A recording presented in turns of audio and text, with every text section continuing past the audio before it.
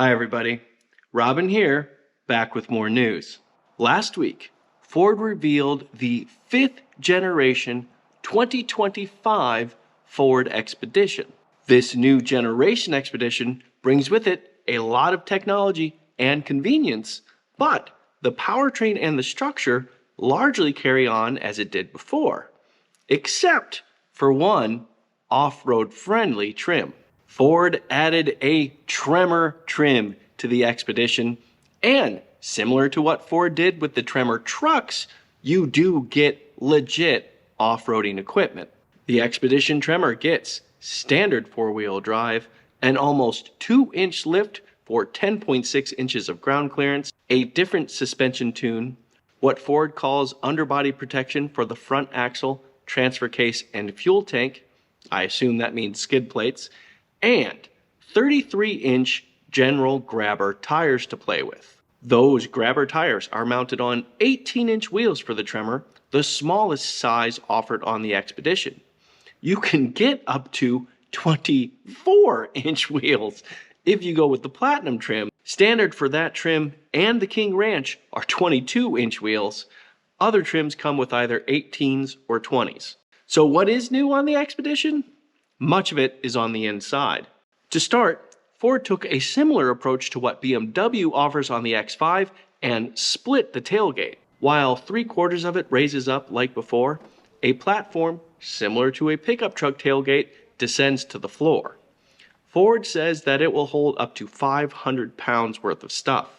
If that stuff includes any night activities, Ford installed what they call 4 zones of exterior lighting to give a lit space around the tailgate and other parts of the SUV in the dark. And Ford added a system called Open on Approach.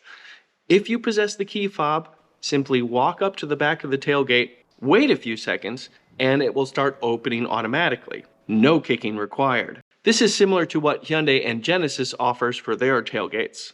And once that tailgate is open, Ford offers a fold down in the middle of the third row to allow storage space for long, narrow things like skis and space for up to 6 people. The Expedition will hold up to 8 people otherwise. Second row passengers get a new way to entertain themselves as Ford is now offering something called a digital device holder.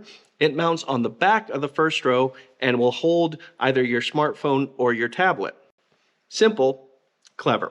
Of course, it's not a new generation without new screens.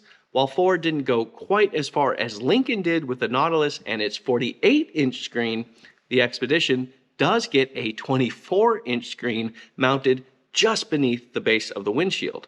It's called the Ford Digital Experience. A comparatively modestly sized, but still otherwise large 13.2-inch center display sits in the more traditional space. With those screens, you get wireless Apple CarPlay and Android Auto. You also get Alexa built in and the quickly becoming ubiquitous Google Maps, Google Play, and Google Assistant. Finally, the lower center console will slide back 8 inches to reveal additional storage space. For the powertrain, Ford continues to offer the turbocharged 3.5-liter V6 that they call EcoBoost and a 10-speed automatic transmission. In most trims, it puts out a perfectly healthy 400 horsepower and 480 pound-feet of torque. However, the Tremor gets a high-output version of that engine, which puts out 440 horsepower and 510 pound-feet of torque. That engine is also optionally available on the Platinum trim. That engine and transmission combination will continue to send that power to either the rear or all 4 wheels. You also still get a 4-wheel independent suspension, control arms up front, a multi-link system in back. And yes, Ford does still offer the Expedition and the long wheelbase Expedition Max.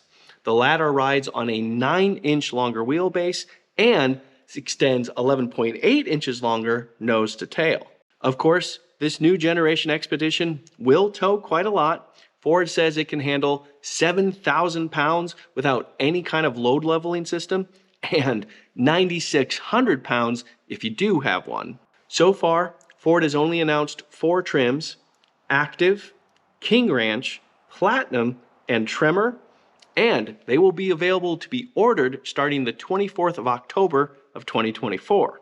Ford did not yet share price for this new Expedition. However, I expect it to start somewhere in the low 60s, a bit above the high 50s price for a 2024 Expedition because of the new added equipment.